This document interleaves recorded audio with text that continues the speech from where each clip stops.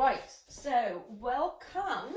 If you haven't done any of my classes before, and I hope you enjoy it, I hope it's useful. So we are going to start sitting, and we're going to start a little bit with feet. So just little explanations as we move and go along, because I think it's really, for me, helpful, and certainly from my clients in my clinic, helpful to understand sort of maybe why I choose to do some of the exercises I do. I'll bring this back a little bit. So I'm quite hyperextended in my knees, so some of you might look like that, and because of pushing back in the knees, your bone, your lower leg bone, goes forward at the ankle. And so if you are to look at my foot here, a normal, I don't want to say normal, that's a bad thing, a non-hypermobile lower leg, usually the heel bone doesn't stick out the back like that. So if you look, the Achilles tendon goes much more straight down into the heel. And because of years of hyperextension, it's my lower leg bone has moved forward on my foot and my ankle, which pushes our foot into the ground, which is why a lot of us have super flat feet. So a lot of the retraining of the feet I do taping of my clients, and you can try this as well, where you tape the heel underneath to put the alignment in a better position, because the calcaneus bone ends up rolling into almost the wrong position, and that affects us in our gait and everything up the chain. So we're going to start with either a band or a towel or anything under the foot, and we're going to look at just the mobility in our ankle joints. So in order to bend the ankle joint, it will be better if we start with a bent knee, because we tend to hyperextend, and I want to train that forward and back at the ankle. So you're going to just sit with a bent knee. And I want you in your heads, now no one's going to be able to feel this, but I want you to think in your head that when you bring your foot up, you're trying to bring your heel underneath you. And then relax. And we're just going to be lifting the foot up like that. The band is only a guide. And then bring it back down. And you're going to feel the muscles here work, so that would be normal. And you can take that, and you can actually push the heel back a little bit, which is going to make your hamstring work.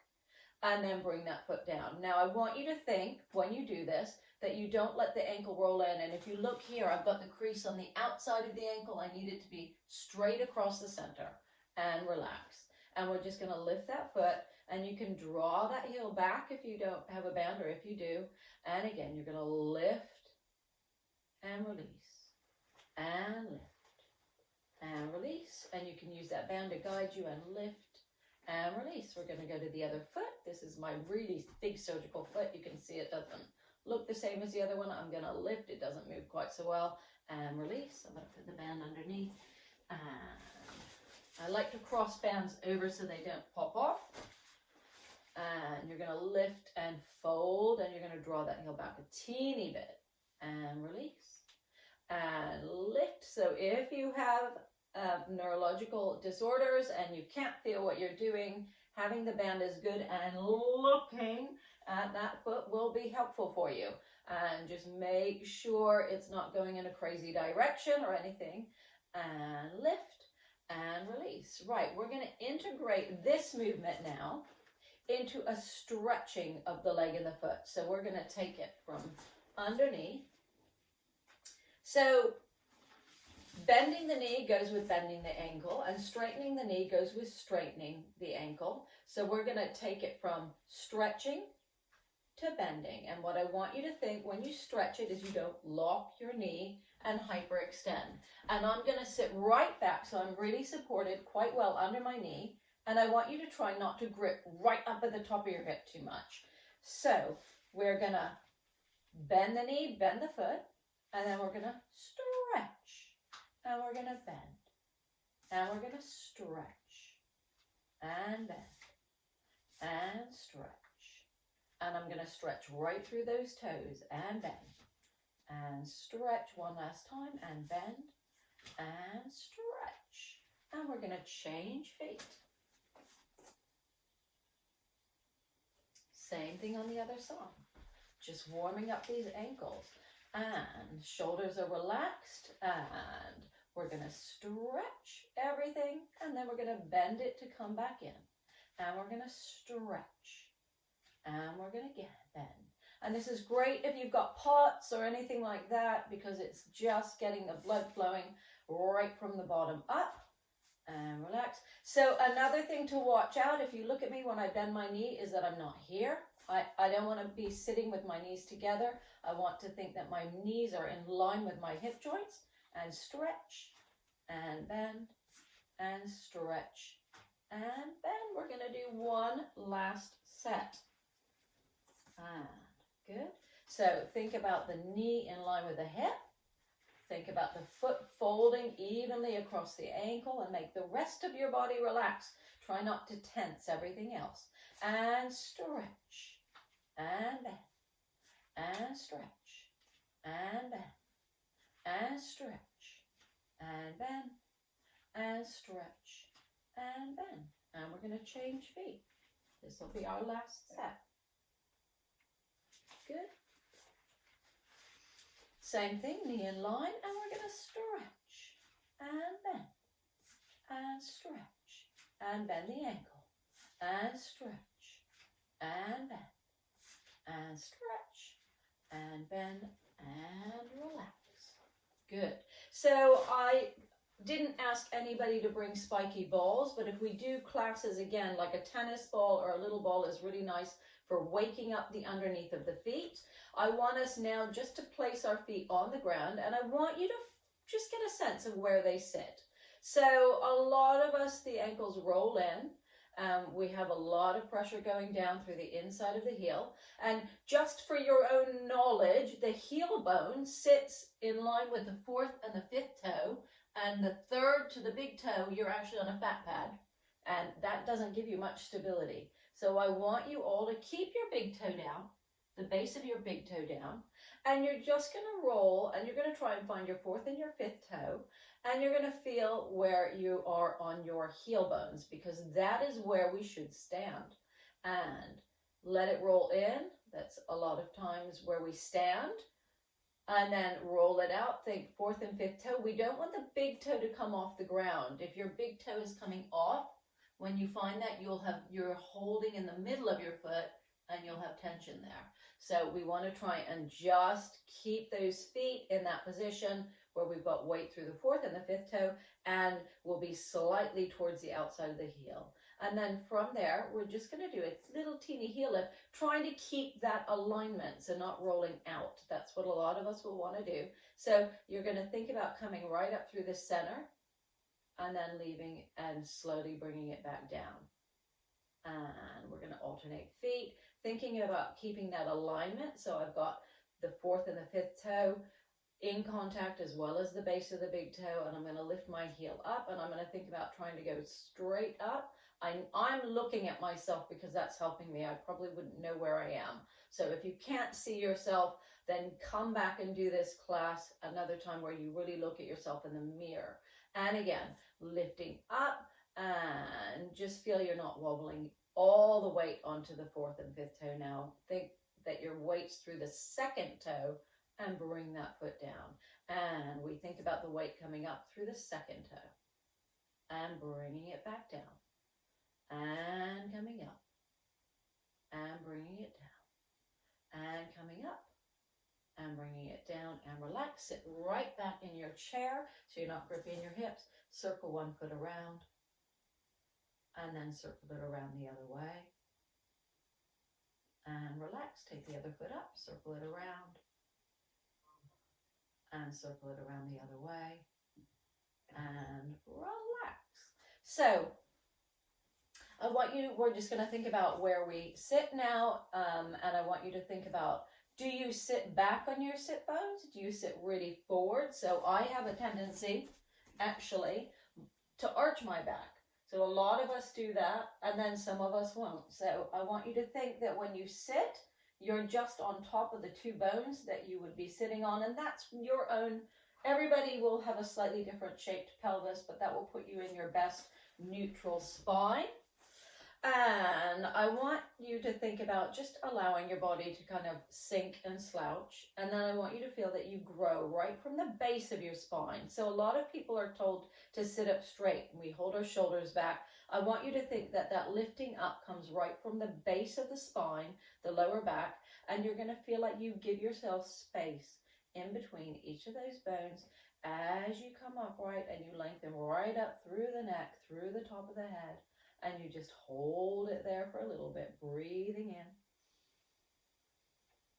and breathing out, and then let it all collapse back down, which is where it's easy to be. And again, we're going to think about the low back. We're going to lift right up from the lower back. Going to lift from here, lengthening up, up, up, up, up, up, up. Holding that. And relax. Good. Now we're going to think about a little shoulder shrug, and so we can approach moving our arms and our shoulders in different ways, and most of us in here have a certain amount of instability in the shoulders. So we're going to do a shoulder shrug up, and rather than thinking of your arm shrugging up, I want you to think it's under your armpit. So I want you to, well, let's do it first without thinking that. So if you just shrug your shoulder up and you bring it down. Now I want you to think, take a hand underneath, and you're going to shrug the armpit up. So I get a completely different movement there, and then let it come back down. And we're going to shrug the whole armpit up, and we're going to bring it down. A lot of us are actually really weak in these muscles. They feel tight, uncomfortable, but that's because our arms are hanging and they're trying to hold them up and down. Shrug from the armpit up, and now we're going to roll it back and down, and we're going to go forward. We're going to shrug that armpit up. We're going to roll it back and bring it down. Other side. Shrugging the armpit up and letting it come down. And again, we're going to shrug the whole armpit up and let it come down. And shrug the whole of the armpit. So feel like it's not just the back coming up, that the front comes up as well and come down. So we're going to go forward.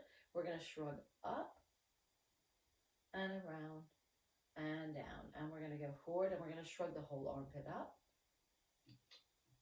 and around and down. One more time, shrug it forward and up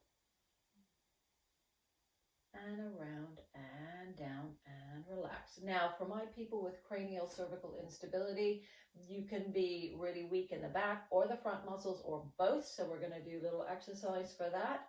And we may integrate that in some of the lying down exercises to see what makes your movements easier, and that will be what you need to do. So to start with, I'm going to take my hands under my chin. It's very important that you don't clench your teeth. So you have your teeth just slightly separated in back. And I want this to be a super light movement. And you're just going to gently push your chin down into your hand. And then relax. And it may make you feel like you're stretching all the way up the back of the neck. And it's a teeny little movement. You can use a book to do this if you're not comfortable, like if your fingers are super unstable. Sometimes with my clients, they use a little tiny book that's not too heavy but is rigid or solid, and you can just gently push down. And relax. And again, gently push down.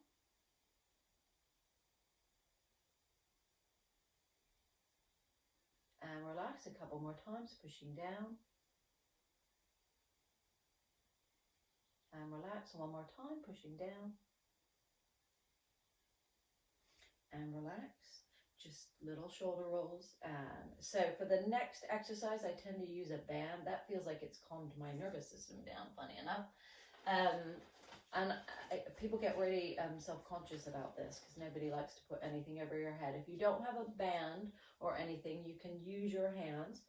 But, and this may seem crazy, but what this is going to do is give you some feedback to lengthen your head up. So I've spoken, and the leading physio in the country who deals with cranial cervical instability uses books on the top of the head for axial lengthening and strengthening the stability muscles. What I have found is my clients in my clinic have preferred the Clini band because it gives more feedback to them, and it just feels like you have a bit more control. So I place the band over the top of my head. I'm not jamming my shoulders down to pull the band down, and that's really important, because if you jam your shoulders down, it's going to change your neck.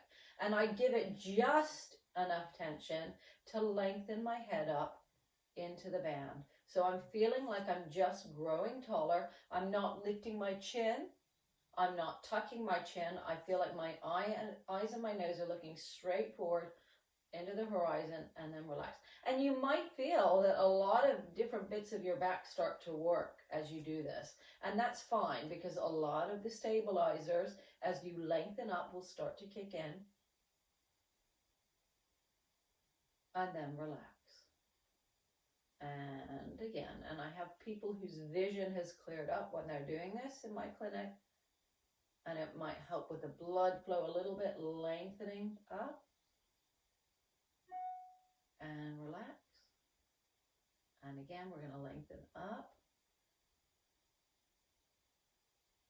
and relax. And one more time, lengthening up and relax. We're going to take the band away. If that felt really fantastic on you, then you might want to integrate that into the lying down exercise that we're going to do. So we're going to do a little bit of rotation while we're sitting in the chair. And we're going to think about different bits of your body, and we're going to start with the ribs. So with the ribs, when we rotate, the ribs they don't just move around side to side, they rotate like that. So we're going to have to think about that in our heads, because we don't necessarily always have great proprioception. So as I slightly rotate to the right, and you're only going to go where you're super comfortable, especially if you have rib subluxations, because they'll usually, if you've got rib subluxations, you might be super loose, or you might actually be stiff in a few joints, and the joint above the stiffness is often where the rib will go. So if I go to the right, I'm thinking about the ribs on my right side going down and back and up in front, and then I'm going to come back. And I'm going to rotate to my left. The ribs are going to go down and back and left. And I'm getting popping, so I'm giving myself some free chiropractic here. And I'm going to go rotate to the right. I'm going to feel like the ribs go down and back on the right and up in the front and come back. Same thing, down and back in the left and up in the front and come back. So that is one way to look at your rotation, and that might have made it easier or helpful for some, but for other people, they may be held in the front. So we're going to think about our sternum now, the bone that sits right here.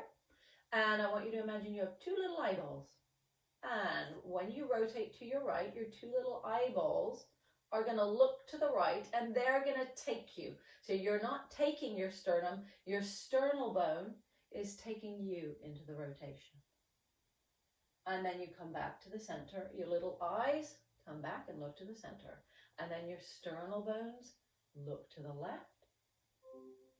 And then they come back to the center. And again, rotating to the right. There's a few comments and a few things coming in, I think. So before we lie down, I'll go and have a little look. And we're going to rotate. The sternal bones are going to look to the left.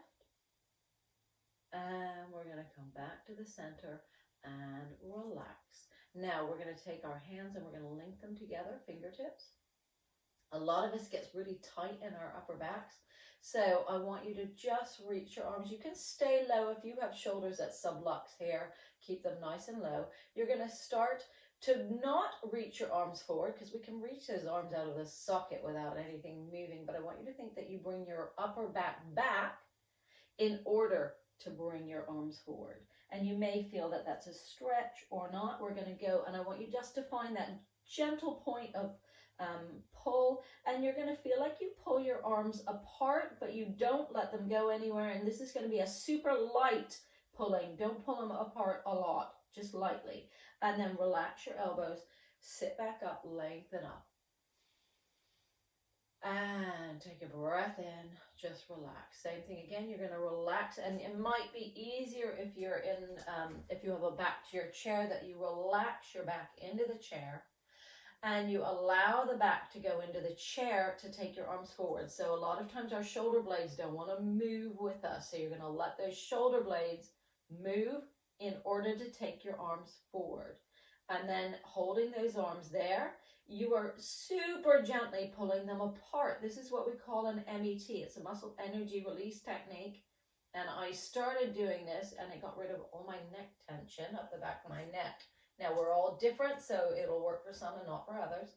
And allow the ribs to sit back in the chair, bring the arms forward. If you're comfortable letting your head drop, do, but don't let it shear forward, and keep it lifted at the base.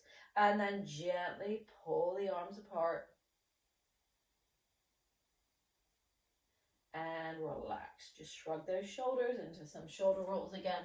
We're going to do the same thing in back of us, but rather than taking the arms or the hands together, we're going to use the band or your towel or whatever you have, and we're going to just place the arms. So you might have to scoot forward, place the arms behind you, and you're going to open your shoulders, and you're going to lift your breastbone and your sternum. And then from there, it's the same thing. It's like you're going to pull the band apart, but you barely do anything. So we're not really pulling it apart. We're making the effort to pull it apart without. Now, if your shoulders are down here, that's not going to have the same effect. So I want you to almost exaggerate lifting the collarbones up to do this. So you feel like you lift those collarbones and gently pull apart. And relax. And one more time, you lift the collarbones up and you gently feel like you're going to pull apart. If you're getting nerve pain and things, then don't do that. Some of you might be compressed in those nerves. Right, so we are going to lie down now. What I want you to make sure is that you've got cushions for your head. And before we start our breathing, we're going to actually just do a little MET for our shoulders. So a lot of times we get tight in the muscles here. And I found that something called METs, which are muscle energy release techniques, were one of the things that really helped my body just to gain functions in certain areas. So taking the heel of your hand onto the opposite shoulder, on the bony bit of the opposite shoulder, you're just going to gently place that hand there, relax it, give it a little rub so you give a bit of proprioception. You're going to gently hold that shoulder back a teeny bit, and then you're going to push this shoulder slightly forward into your other hand, really lightly. And then take a breath in and exhale and let yourself relax. And just let that shoulder relax. And again, you're going to very gently push that shoulder into your hand.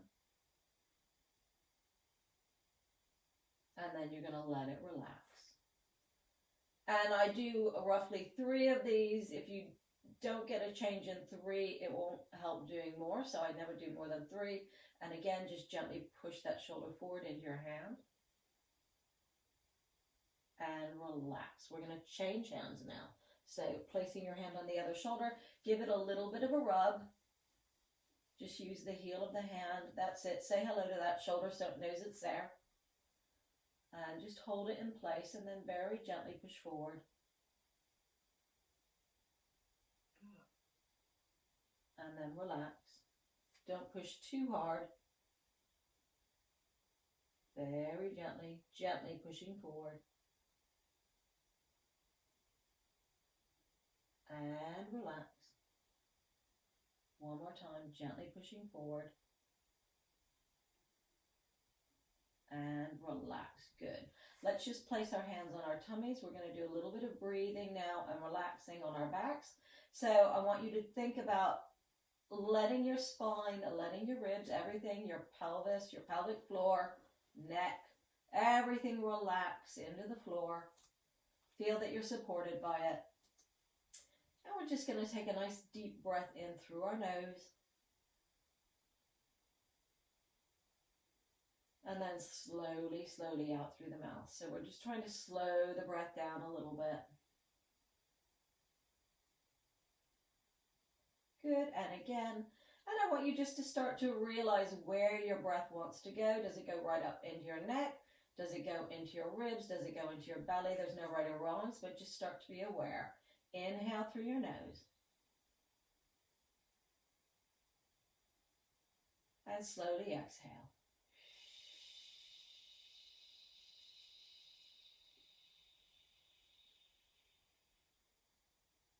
So we're going to breathe into the different areas of our body and just to see where it's easy or where it's harder. So we're going to start right at the top.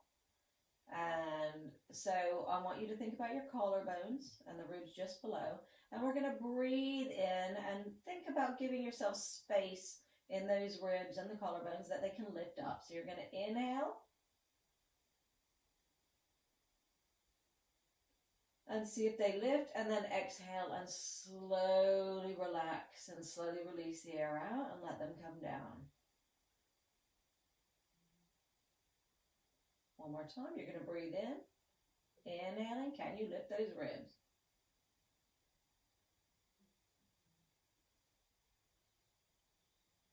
Slowly breathe out. As you breathe out, let the ribs come down.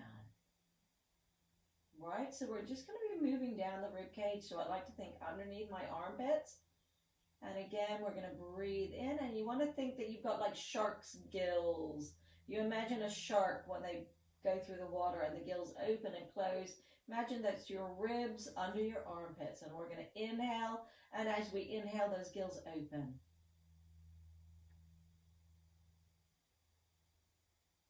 And then breathing out, slowly let the air come out. And if you struggle altering your breathing, don't worry about it. Just observe what's easy and what's hard for you. And again, you're going to breathe in, opening those shark's gills.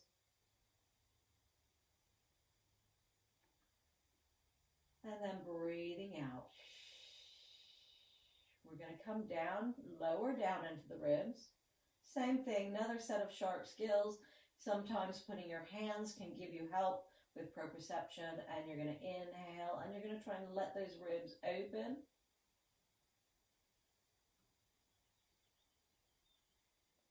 And slowly breathe out. And it's not about forcing anything, it's about observing and just, giving your body a little cue. Breathing in again, opening up.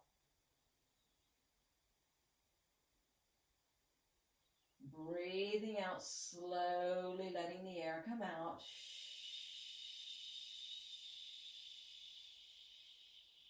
Good. Now we're going to come right to the base of our ribs and really to the upper part of the belly. And I want you to be able to breathe in and let that be relaxed. See if that moves at all. And then exhale, slowly letting the air come out.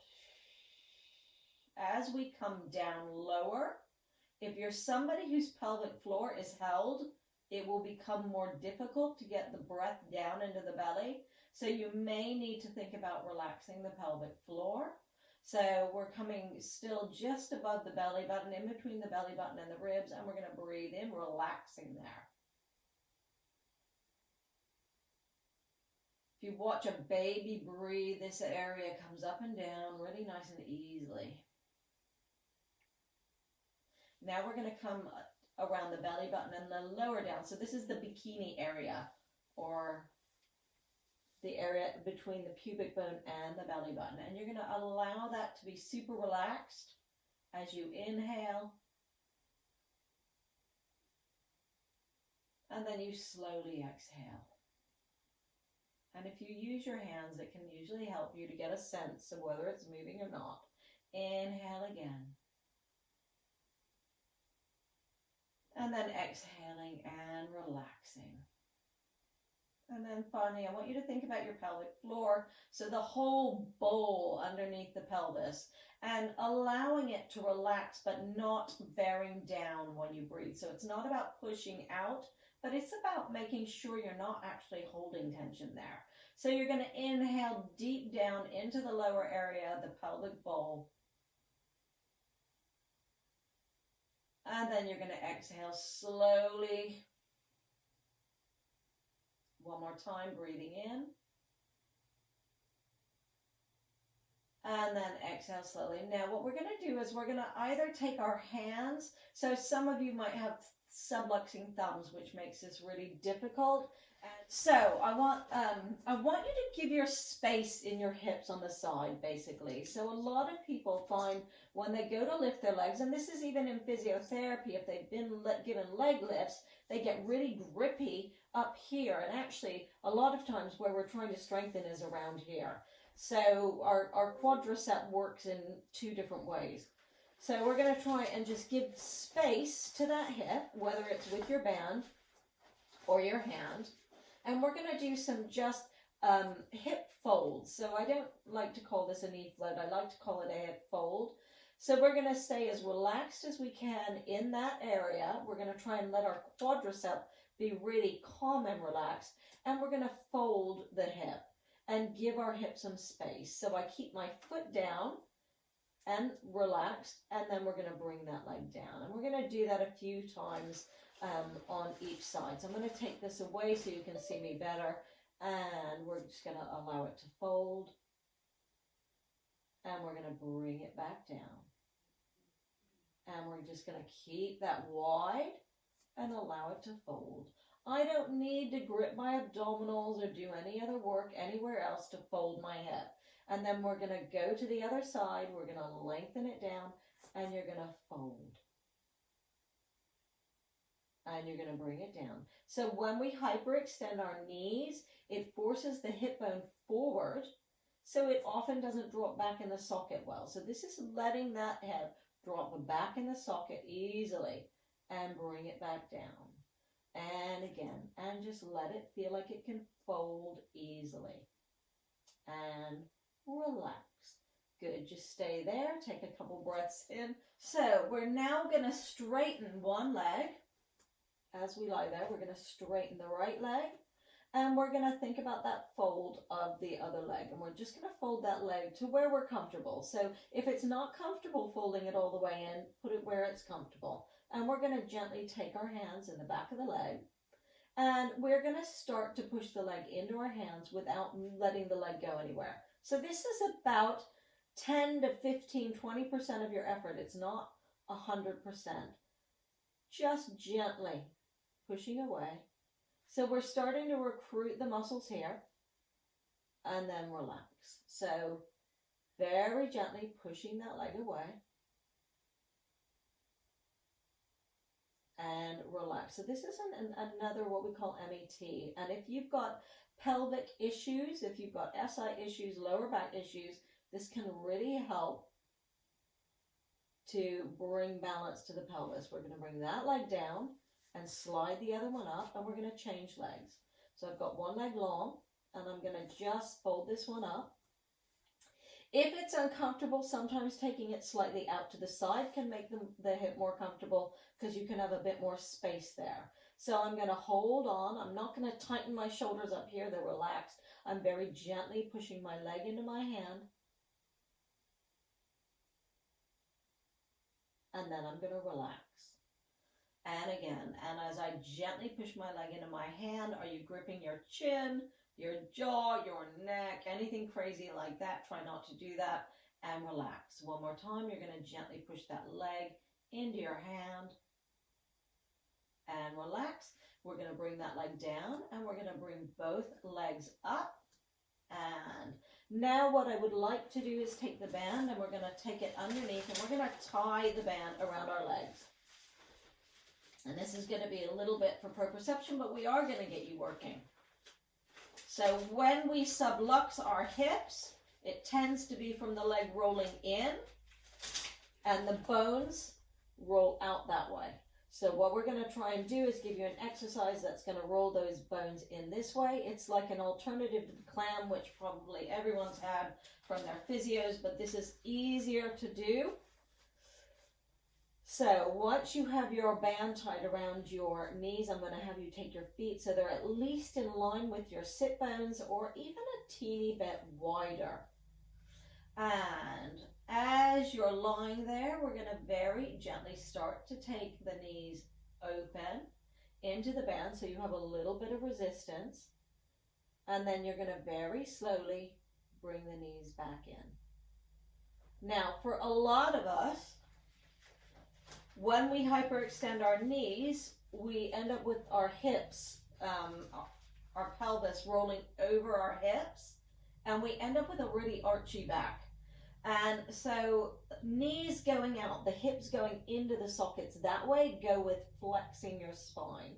Anatomically, those two movements go together. So we're going to start thinking from the feet, then the knees, then the pelvis, and we're going to coordinate all of those movements together. So while you lie there, if your ankles have rolled in and you haven't got weight through the outside, that fourth and fifth toe and the heel, we need to get those feet back into alignment. So I want you to think big toe stays down, but we're going to try and find our fourth and fifth toe, and we're going to take that right up into the heel, not rolling all the way out. So if the big toe stays down, you shouldn't be able to over roll. We're going to very gently take those knees apart, and as we do, we're going to flatten our lower backs. And then we're going to release all the way back down. And now what I want you to do is also monitor your hips. So I want you to put your hands on top of your hip bones. And as you do this, I want you to see whether one bone moves back before the other side. So as I take the knees open and I start to flatten my back, does one side dip down and the other side stay up? And then release all the way back down. Now, if one side dips down, I want you to put weight through the foot that does not move first. So if you add a little bit of weight to the side that's a bit lazier going back, then you'll move more evenly, and that will be better for your spine and your lower back because it won't be twisted as you go into this pelvic tilt, and then release back down and release the knees back together. And again, the knees come open and you go into that little pelvic tilt with a bit more weight through the foot. Now watch you haven't lost connection with the big toes, and watch you're not gripping your toes. And release back down and relax. And the next thing I want you to watch out is that you haven't gripped your belly and you're not gripping your ribs down as you make that movement, that you're not using your abdominals to make the movement. Let the ribs and the abdominals relax and feel like you've got weight in your legs, because this is a leg exercise. And now what we're going to do is we're going to take this into a bridge. So if you don't want to come into the bridge, you stay with that.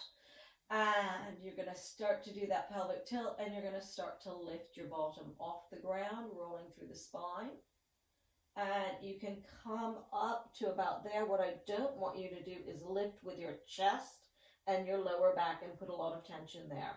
So keep yourself down here, and then start to lower down and feel like your spine can lengthen as it comes down. Don't be gripping your bellies all the way down. If you have a cushion and it doesn't feel good on your head, take the cushion away because of the way we're rolling onto the neck. And we're going to do a few more like that. You're going to take those knees apart. You're going to start to roll. Now, if your feet are out here, you're going to feel very much like your hamstrings are doing all the work. If you bring your feet closer to your bottom, you'll feel like your gluteals are doing a little bit more work. It's not right or wrong. It just will change your experience. You're going to go into that pelvic tilt as the knees start to widen. So my knees are a bit almost hip width apart now. I'm not really wide. And I'm going to roll through the spine into my bridge, and I'm going to feel myself stretching in my thighs and my quadriceps. And then I'm going to start to roll back down through the spine. Nice and slowly, being aware.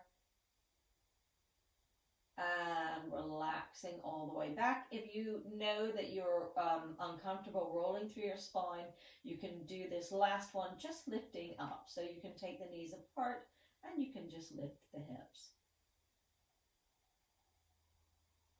And then you can come all the way back down. And relax the knees gently together. I'm going to bring my feet together, and I'm just going to fold my legs up so I can slide that down off. Hugging my knees into my chest. I'm going to take both hands over my knees, and I'm going to push both hands away, or both knees into my hands. And then relax. And I'm going to do that again. We're going to push away. and relax, bringing one foot down and the other foot down. We're going to start to gently take the knees from side to side. So there's two ways of doing this. The first way, if we take our feet really wide, and then we're really moving the legs in the hip more than the spine. So we can take the knees to one side, and you can feel on that top leg that you stretch out through there. Now, if that feels like it's unstable in the hip, then wait and do the other version with me. And we take the knees to the side. It might feel like a nice stretch for the front of the hip. And come back. And again, knees to one side. And come back, and knees to the other side. And come back. Now what we're going to do is bring our feet together. So that moves more in the hips. This is going to move you more in your spines. So as we take the knees to the side, the foot's going to come up. So I'm not letting my knees slide, because that is going to take that hip into a not great place if you have an unstable hip. So the knees need to stay level and glued together. Don't grip them. Just have them together like you have a bit of Velcro. Let that bottom foot come up. And now we're going to integrate thinking about our shoulders. So as we take our knees to the right, our shoulders connect into our hips. So as the knees go to the right, I want you to take the other arm open, and I want you to make sure you haven't gripped the armpit, that you're not tight here, that you allow that to move and stay open as the knees move to the right. And then come all the way back. If you find it hard on your back to come back, use the underneath leg to help push the knees back up. And we're going to take the knees to the left, and you're going to take that arm open, and you're going to watch you don't grip your armpit, because that's what I used to do, and then I limited my range of movement by doing that. And then if it's hard to come back up, you can use that underneath leg to help bring you back up. And again, so this will be moving your spine in a different way. And this is quite nice if you hold here. If you realize you hold here, that might cause you rib issues. So just learning how to let that go while you do this exercise is great. And knees to the other side, let that shoulder blade go. And come back to the center and relax. Bring those knees up again. One little gentle push away. And relax. Right. We are now going to take a band. So if you're not lying down, you can take the band and you can use it sitting up, just as good. And we're going to look at the shoulders and the arms. And the reason I use the band is to give us a bit of proprioception behind our ribs for our scapula. So when we lift our arms, it's really important that our shoulder blades are able to move with our arms. So generally, it's nicer if the band isn't too stiff, so don't hold it right down here. We don't want this to be a battle. We want it to be more proprioceptive. So we're going to hold the band in our arms. And we're going to start with one arm at a time. So usually if we have unstable shoulders, we tend to be better on one arm than the other. So I want you to use the better arm to begin with, just to get the feeling of things. And I want you to relax your upper back into the floor. Just have your legs where they're comfortable. We're going to start with a bent elbow. And all we're going to do is push the arm straight up to the ceiling, to there. And I want you to think about feeling the band around the ribs and the shoulder blades. And I want you to feel like your shoulder blade or your ribs stay down as you reach the arm up. And then you slowly bend the elbow and come back down. Now, if you feel like your shoulder, it's hard to move your arm. So I have a lot of clients who haven't lifted or moved their arms for years. If you find that's not right, I want you to actually take your arm under your armpit and lift it up. So a lot of us, if our shoulders are out of the socket or dragged down, really struggle with lifting the arm. So go ahead and take your other hand here, give yourself feedback, lift it a little bit. Don't use too much resistance, and just bring that arm up and gently bring it down. And what we're going to do is we're going to start to take that and we're going to increase it. If you don't have a band, that's absolutely fine. A lot of times The people who can't lift their arms up without subluxing, you need to shrug it up and then try and lift the arm, and you'll find it's a very different experience. And relax. So I want you, when we lift our arms, our shoulder blades should be moving out so that the top of our shoulder blade is the socket for our arm. If our shoulder blade doesn't move out, we take the socket away from our arm bone. So it's a super important thing to think about. So we're going to take the other arm, lift the shoulder a bit, and just start to bring that arm up. Let's go thumbs up, and then just bring it down. And again, try and reach up, and bring it back down. And if you feel that your arm hangs, shrug that shoulder up a little bit, and then you can take that range a little bit further. And release back down. And then we're going to have a go with 2 arms. And we're going to take those arms that way, allowing the ribs to stay in the band, and then come back down. One more time. And we're going to bring it here. Let the shoulders drop back towards the floor a little bit. And relax. So I often have people that haven't lifted their arms for years, and it's quite emotional if you haven't done that and you feel that you can actually lift your arm now.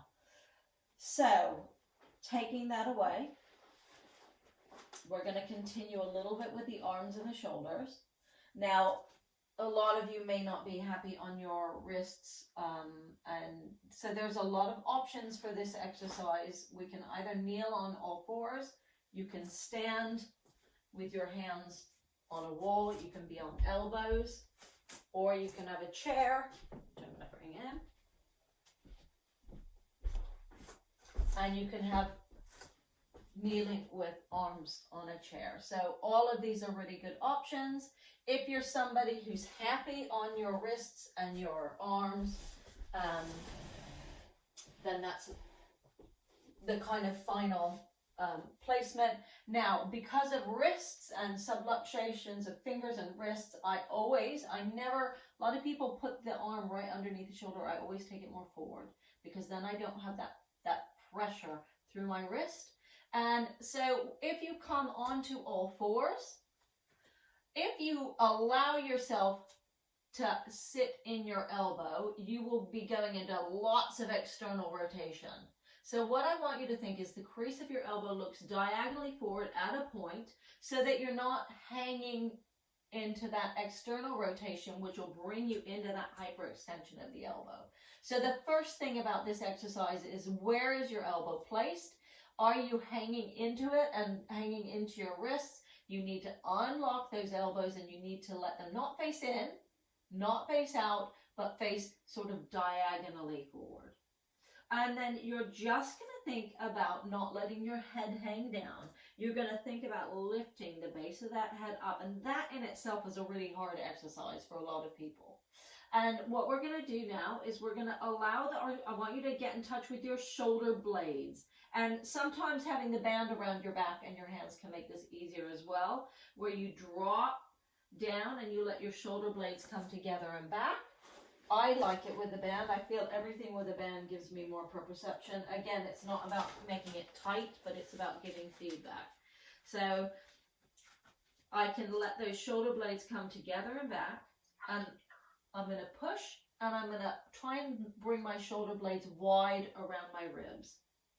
So this is really focusing on the shoulder blades and then pushing up. So some of you might let your backs do that as you try and look for the shoulder blades. I want you to try and make this, it doesn't have to be a big movement if you're not familiar with it, but just allowing the shoulder blades to come together and then pushing. Like I said, it might be better on elbows for you or on the wall, and push up and relax back. If you haven't done that before, that's going to be quite hard work. Just shrug the shoulders around. We're going to take this now, again, either on your elbows or your hands, wherever you're comfortable. And we're going to go into the cat-cow. So that's another really nice one for the spine. So thinking about your knees under your hips, and your arms can be slightly forward. And try not to let that head drop there. And if you've got cranial cervical instability, you're not going to be doing this on all fours. You'll be doing this in sitting with your hands on the wall. I want you to think now that your tail, if you were a dog, you would have a tail, that your tail is not tucked under. So a lot of us are held, and a lot of us have spasms actually in the pelvic floor, and we're a bit grippy there. And the first thing I want you to do is to try and relax that. Right, and then we're going to start from that position where the hips are relaxed and the pelvic floor is relaxed. We're just going to rock back a little bit and come forward. And we're just going to get used to moving our arms and come forward. And now we're going to allow that tail to come towards our knees. We're going to tuck under and we're going to let our spine come up to the ceiling. You're going to push it right up. Breathe in at the top, and then you're going to release, and you're going to think that your tail, so you're not gripping the tops of your legs or your bum, you're going to let your tail go up to the ceiling, and you're going to bring everything back into what feels like it's in a straight line. And then we're going to allow the tail to go up to the ceiling a little bit more. So it's really important that this movement comes from right here. So a lot of us will move from there, and we're not moving from here. I want you to think that you're moving from there. So it is that coccyx lifting up, and that allows the spine to extend. You might feel your belly is tight. And again, we're going to glide that tail between our legs, and we're going to lift up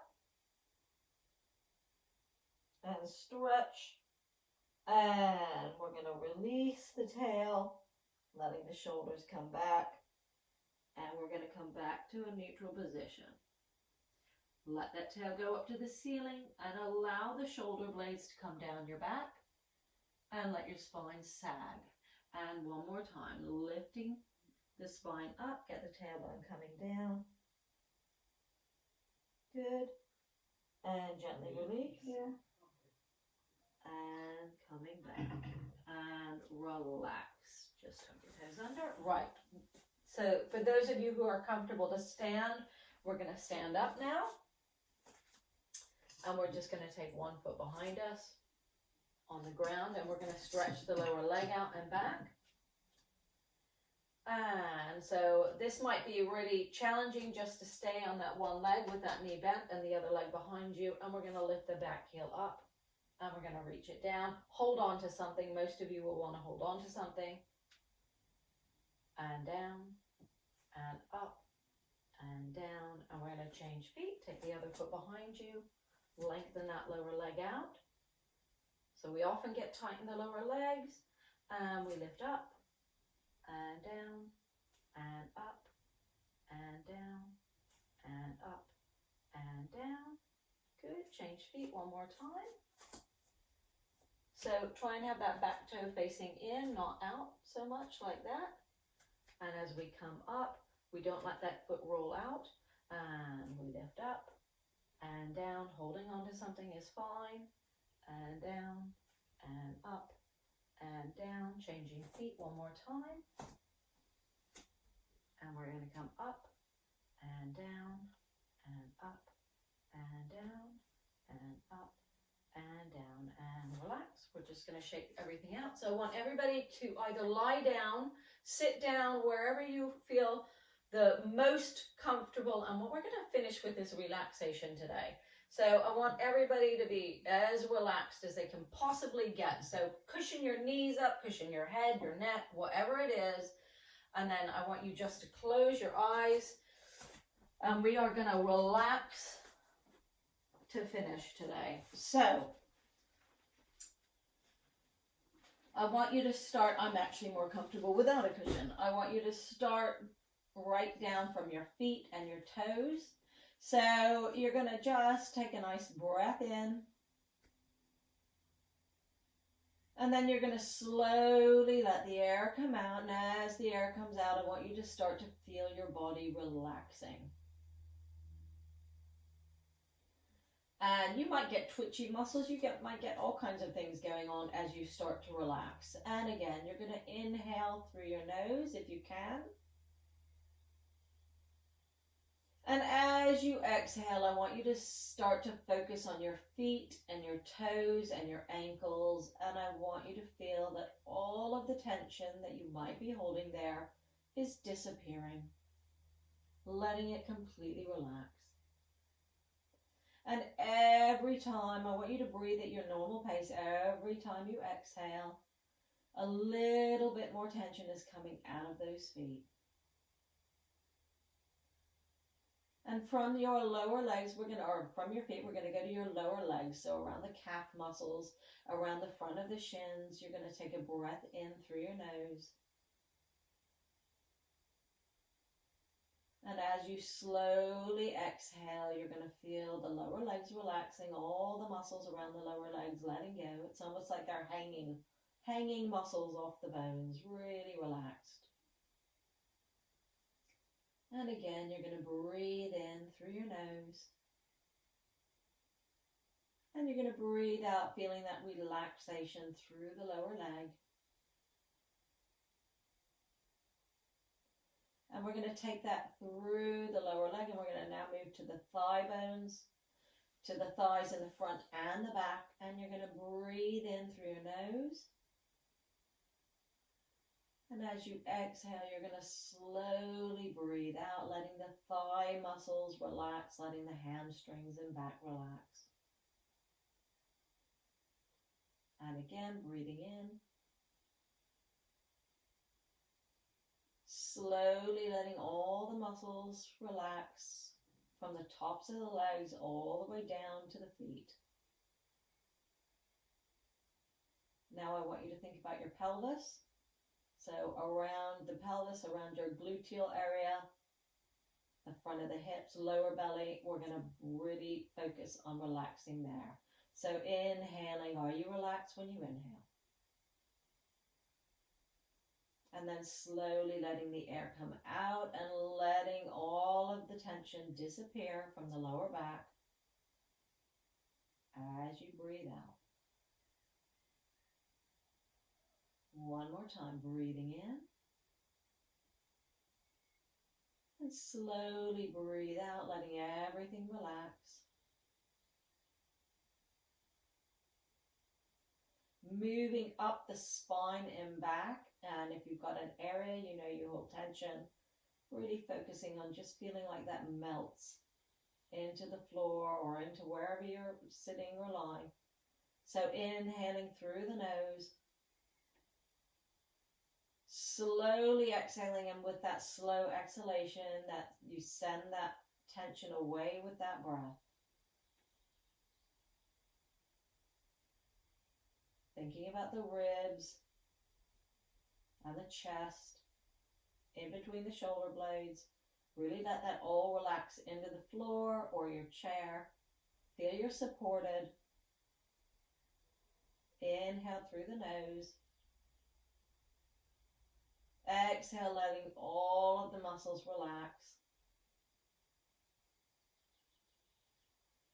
Think about under your armpits again and around your shoulder blades. And around the front of the chest, we're really good at holding tension all around there. So let's breathe into that area. And as you breathe out, feeling like you let all the tension go all around the shoulder area and the arms. And moving up to where your shoulders meet your neck. Nice breath in.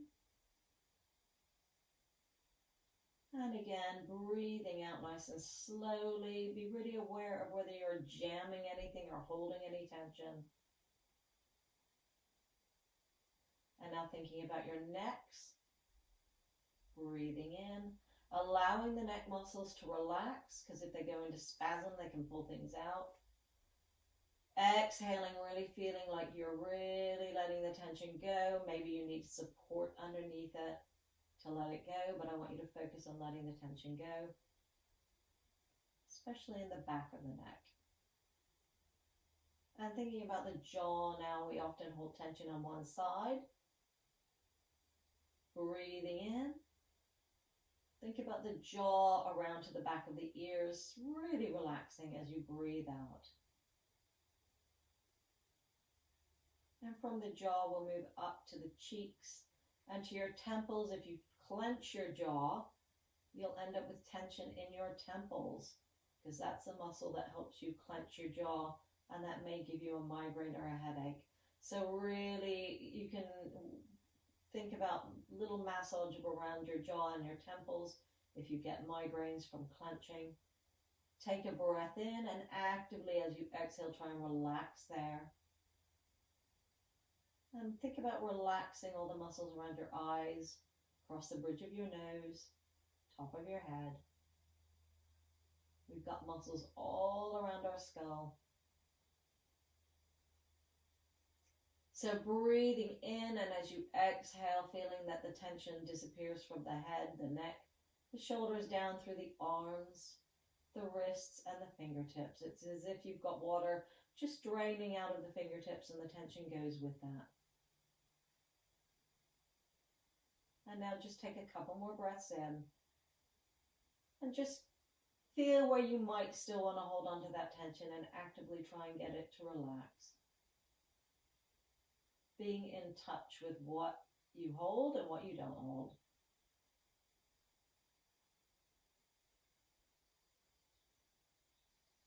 And we're going to finish there.